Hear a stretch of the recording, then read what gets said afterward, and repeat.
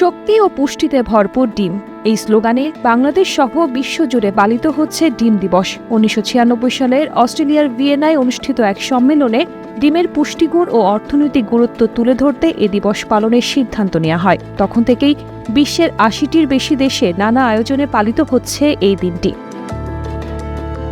দেশের পোলট্রি খাতের বৃহৎ উদ্যোক্তাদের সংগঠন বিপিআইসিসি এবং ওয়াপসা বাংলাদেশ শাখার যৌথ আয়োজনে বিশ্ব ডিম দিবস পালন করছে।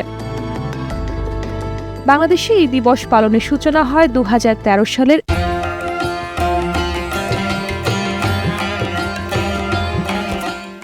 11 অক্টোবর, যখন বাংলাদেশ অ্যানিমাল এগ্রিকালচার সোসাইটি নিযুক্ত হয় আন্তর্জাতিক ডিম কমিশনের প্রতিনিধি হিসেবে।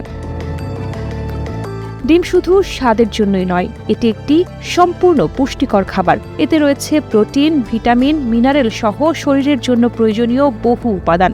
এই দিবসের মাধ্যমে ডিমের স্বাস্থ্যগত উপকারিতা এবং দৈনন্দিন খাদ্য তালিকায় এর প্রয়োজনীয়তা সম্পর্কে সচেতনতা বাড়ানোই মূল লক্ষ্য। শার্লিন সুমি, কালের কণ্ঠ।